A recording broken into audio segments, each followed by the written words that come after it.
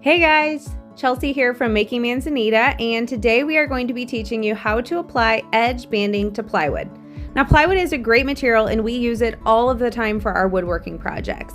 It's affordable and easy to use, but when you build with plywood, you're going to end up with the edges being exposed, and it shows the veneer pieces that are glued together that make up the plywood. Now, this is a fine look. If you prefer to leave it, you totally can, but many times people want to cover it, and we're going to show you how to do that.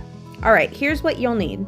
We are using this veneer edging by EdgeMate, and it worked great for our purposes. We are using red oak and the 13/16 size, which is going to fit perfectly on our 3/4 inch plywood. And there's detailed instructions on the back that you can refer to, but we'll walk you through those in this video. You're also going to need just a regular household iron and a sanding block.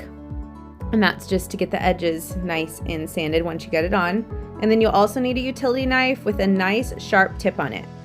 Now, here is what the edge banding looks like when you hold it up next to the plywood. And again, we were using the red oak edge banding, and we're using red oak plywood. So it is important that you choose the same species of wood, because the different types of wood are going to accept the stain or finish color differently. So that's one thing to note.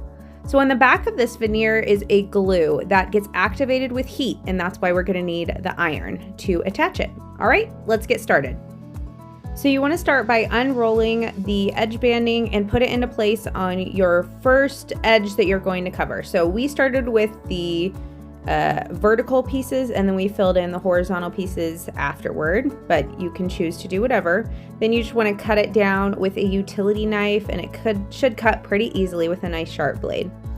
Then you want to just press the hot iron into place, and you will have about 30 seconds or so where it's able to be moved slightly before it sets. So that's when you want to just make sure everything's lined up nice and straight, and then you can bring back that iron and go over it several times to just really melt that glue on the back and get it stuck into place. And then you can take that scrap piece of wood and just press it into place on the entire length of the wood veneer. And you'll notice here that Logan is not wearing gloves. He's a bit of a rebel, but we would also recommend wearing some gloves. It was a little hot to touch, so some leather or some work gloves that will protect your hands from that heat would be advised. Another thing that is a little hard to tell from this angle of the video, but Logan has the edge tape lined up so that all of the excess that's going to need to be trimmed off is all on one side. So he lined one side up along the edge of the plywood, and then any extra, it's probably about maybe an 1/8 or a 1/16 of an inch, is on the right side there. So after you get that part all set into place, then you can cut off any extra with a utility knife, and just be very careful. You can see he's using his thumb there to hold down the edge so that it doesn't pull up. Then you can just take your utility knife and cut off all of the extra. In this part, you want to be very careful not to dent or scratch the plywood on the edge there. So just go very slowly.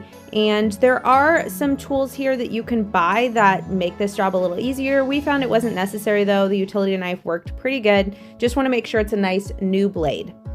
Next, you can go back over it with some sandpaper or a sand block. We changed to sandpaper instead of the block, and you just want to be sure you're pressing towards the adhesive instead of pulling it up while you're sanding. Just be careful of that.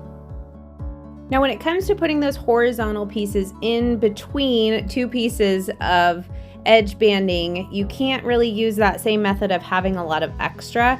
So I'm just going to quickly walk you through that process. We measured the area, and again, we did have a little bit of extra, but we're just getting it lined up perfectly there along where the other piece of edge banding is already attached on that vertical piece.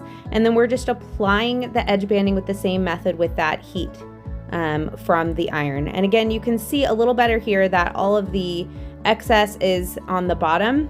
And then to cut off the extra, we're just very carefully doing the utility knife right along the edge of the edge banding that is already in place. And you just want to make sure you do that very carefully, because you don't want to pierce the edge banding that's already there and all nice and pretty. Then you can just go over it again with the iron to just make sure all of those corners are nice and secure.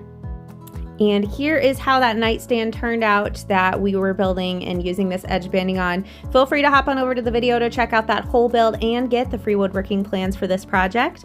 I hope you guys enjoyed this video. I know that if you, just like us, are building with plywood a lot in your woodworking projects, you probably are going to need to use edge banding from time to time. So I hope this video helped you walk through the whole process.